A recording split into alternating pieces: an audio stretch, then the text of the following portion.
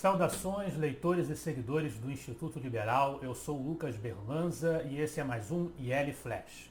Aquele momento da semana em que a gente elenca os 7 artigos que mais impactaram, que mais fizeram sucesso no nosso site oficial e nas nossas redes sociais.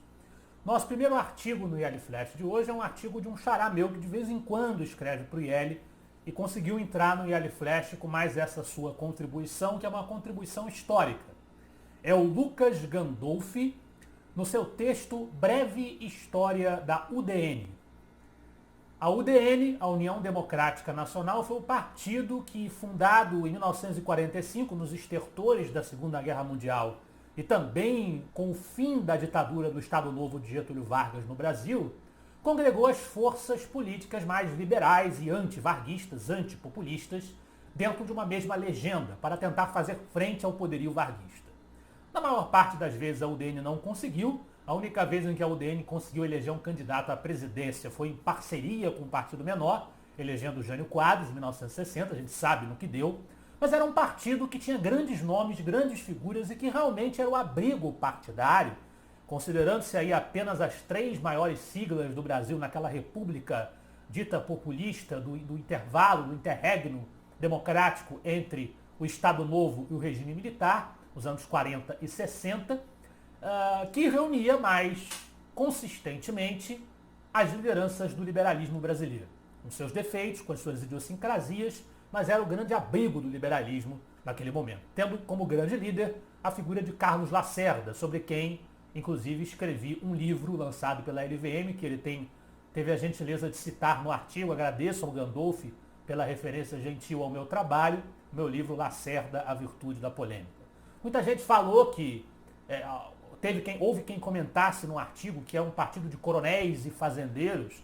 Essa era a realidade da UDN, principalmente em setores do Nordeste. Mas se a gente for levar isso muito a ferro e fogo, é um problema partidário geral, generalizado do Brasil. O PSD também era um partido oligarca, um partido das elites econômicas que apoiaram a ditadura Vargas. Então, na média, as melhores ideias, as melhores propostas de um ponto de vista liberal, no contexto da república daquela época, estavam alojados, estavam abrigados sob o signo da UDN. Da história dos desafios do passado, desse que foi um dos capítulos mais importantes do liberalismo brasileiro, o capítulo UDN, para os desafios do presente, nós temos mais um texto do professor Alex Pipkin, Outras Histórias Não ou Mal Contadas. É mais um texto em que o Pipkin fala sobre a complexidade da vida humana, que a vida humana não se resume exclusivamente à dimensão econômica, que a vida humana tem diversos outros aspectos e, portanto, existiria uma necessidade, diante da crise da pandemia do coronavírus, de se preocupar com a economia juntamente com a saúde, não apenas com um ou outro desses vértices. Seguindo a ciranda, voltamos ao passado e à história, com a felicidade de trazer ao IL Flash mais um artigo pela segunda vez do nosso querido professor Ricardo Vélez Rodrigues. É mais uma biografia acompanhada de uma análise bibliográfica do pensamento do autor. Na semana passada, no IL Flash passado, nós tivemos aqui um artigo sobre Joaquim Nabuco, na série de Pensadores Brasileiros. Hoje, na mesma série, Pensadores Brasileiros, o professor Ricardo traz um texto sobre Eugênio Goudin, 1886 a 1986. Esse intrépido economista centenário, que faleceu na marca dos 100 anos, né, que nasceu no século XIX e faleceu nas últimas décadas, a gente pode dizer isso, do século XX, foi o grande nome que levantou a bandeira do liberalismo econômico na metade do século. É famoso o seu debate técnico e econômico com o industrialista Roberto Simonsen, que na década de 40 marcou ali a divisão do debate público brasileiro acerca da economia, da condução econômica, entre os que eram mais favoráveis a uma visão liberal, uma visão não intervencionista, e os que eram favoráveis a uma política estatizante, como o próprio professor Ricardo Vélez diria, mobilizada de cima pelo Estado patrimonialista e pelo Estado patrimonialista modernizante, numa cultura de índole positivista, até se a gente for recuar mais atrás, tem o DNA saint-simonista.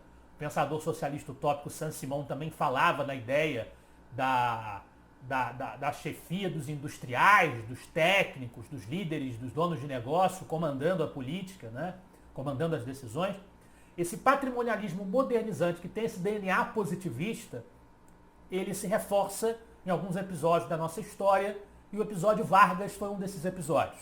Eugênio Goudin já estava lá combatendo essa leitura, combatendo essa tendência, defendendo a importância da liberdade econômica, da liberdade de mercado, e citando, inclusive, alguns dos autores da chamada Escola Austríaca de Economia, a exemplo de Mises e Hayek, que nós hoje, o próprio Instituto Liberal, teve o papel de citar e de resgatar nos dias atuais. Seguindo essa ciranda de ficar viajando entre o passado e o presente, voltamos ao presente, mas com uma crítica que valia também a Getúlio Vargas, esse que era o governante na época de atuação, num dos momentos emblemáticos de atuação do professor Eugênio Goudin. A necessidade de nós sermos céticos diante dos líderes políticos que se apresentam como os renovadores, os grandes transformadores, os líderes carismáticos antissistema ou outsiders, que se dizem de fora da política, e o próprio Vargas se apresentava como uma figura que existia fora da política, estava acima dos políticos, que se diferenciava da sujeira dos políticos, que tem muito a ver com a formação ideológica dele no Rio Grande do Sul, com o castilismo, que foi uma transformação política gaúcha do positivismo, influenciada pelo positivismo, que aliás o professor Vélez também aborda muito bem numa obra de sua lavra, o castilismo, a filosofia da República. A gente tem então sobre isso uma crítica a essa apresentação do líder antissistema e a aceitação cega do seu discurso. Nós temos um artigo do Gabriel Williams, devemos ter cautela com o discurso antissistema. Se por sistema, diz o Williams, nós entendermos a corrupção e as negociatas espúrias, corruptas, sem dúvida, de fato, isso é um mal que precisa ser combatido. Mas muitas vezes o discurso antissistema excede esse aspecto e passa a enxergar o líder populista, o líder que se coloca como antissistema, como um agente moralizador, um agente da justiça por excelência, que personificando uma pretensa vontade popular, dizendo que representa o povo, né, a massa amorfa do povo, que lembra muito o conceito de vontade geral de Rousseau, que deu origem a muitas ideias autoritárias e totalitárias no século XX, foi um precursor dessas ideias, né, acaba se sobrepujando, e esse líder acredita que deve se sobrepujar às instituições e aos sistemas de freio e contrapeso que delimitam os poderes dentro de uma república ou de uma monarquia constitucional. Essas instituições, as instituições em si mesmas, mesmo que no pleno gozo das suas atuações constitucionais, fiscalizando o governante, elas seriam esse sistema, esse mal a ser combatido. A priori, o Gabriel Williams diz que não se trata de um absurdo oferecer cargos em ministérios, desde que esses cargos sejam ocupados por pessoas de reputação ilibada e conhecimentos técnicos adequados à função que virá a ser desempenhada. O Mandetta, por exemplo, ex-ministro da Saúde, para o Gabriel Williams, era um bom ministro e foi uma indicação política. Veio através da política para o Ministério da Saúde. Mas a articulação política, que é uma palavra tão demonizada por muitas pessoas hoje na direita, especialmente no bolsonarismo, que é o alvo, um dos alvos, não é o interesse central do artigo, mas é um dos alvos da crítica do texto do Williams. A articulação é muito mais do que isso, ela é a capacidade de dialogar com quem diverge, é a capacidade de dialogar com as forças políticas discordantes ou que não se submetem plenamente ao seu ponto de vista, à sua visão de mundo, à sua agenda política, sem que isso represente necessariamente abandonar as próprias ideias. Essa articulação política, o líder antissistema, que é um líder populista, muitas vezes não consegue fazer. E essa é a crítica que o Gabriel faz no seu artigo. Agora, fazendo um pouco diferente, em vez de fazer uma ciranda entre passado e presente, viajando no espaço, nós vamos aos Estados Unidos com mais uma crítica do Carlos Júnior à política do Partido Democrata nos Estados Unidos. No artigo A Economia Americana por Joe Biden. Né? Para quem não sabe, Joe Biden é o candidato nomeado pelo Partido Democrata para concorrer contra Donald Trump nas eleições à presidência dos Estados Unidos da América. O Joe Biden vem fazendo críticas à conduta econômica do governo Trump e o Carlos Júnior traz aqui uma crítica a essas críticas, mostrando que muito do que Joe Biden diz se aplicaria mais judiciosamente ao seu próprio pensamento, à agenda política intervencionista do Partido Democrata. Voltando ao Brasil, nós temos um texto do João César de Mello, ótimo momento para privatizar o SUS.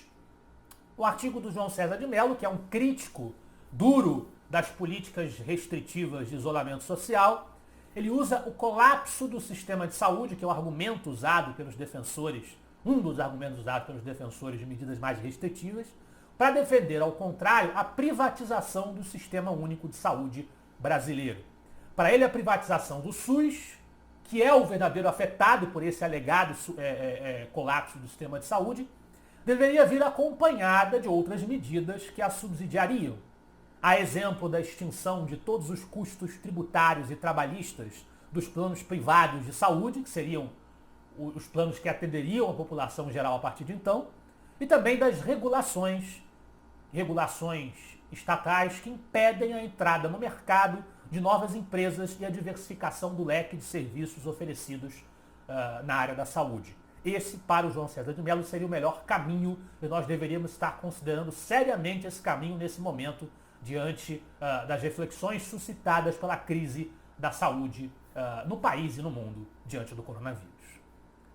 Finalmente, outro autor, também crítico do isolamento, lidera com uma opinião pessoal sobre o governo Bolsonaro.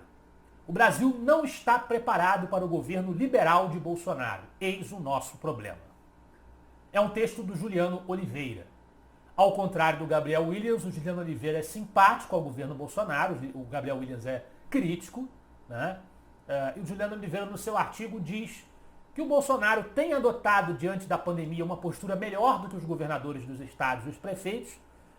O Juliano Oliveira critica o MBL, o Movimento Brasil Livre, no seu artigo, diz que o governo do Bolsonaro é essencialmente um governo liberal, principalmente pela presença do Paulo Guedes como ministro da Economia, e é um governo mal compreendido. E no final do texto, o Juliano Oliveira até sugere, insinua que talvez fosse uma boa ideia fazer uma manifestação de insatisfação da sociedade com as medidas restritivas que os governadores continuam a levar adiante. Eu quero deixar claro que o IL está sempre aberto ao debate, é a opinião livre do seu articulista. Pessoalmente, eu tenho dificuldade de concordar com qualquer coisa que ele tenha dito, né? Eu estou numa posição bem diferente de opinião dos argumentos do Juliano Oliveira e ressalto que o IL não endossa aglomerações de rua. Nós emitimos uma nota no último dia 12 de março, uma nota oficial do Instituto, deixando claro que o Instituto não encorajava manifestações, protestos durante a pandemia. E essa nota continua de pé. Esse foi o nosso IL Flash de hoje. Eu espero que vocês gostem dos artigos e do debate. Semana que vem estaremos de volta. Afinal de contas, para nós, você é a parte mais importante da sociedade. Até a próxima.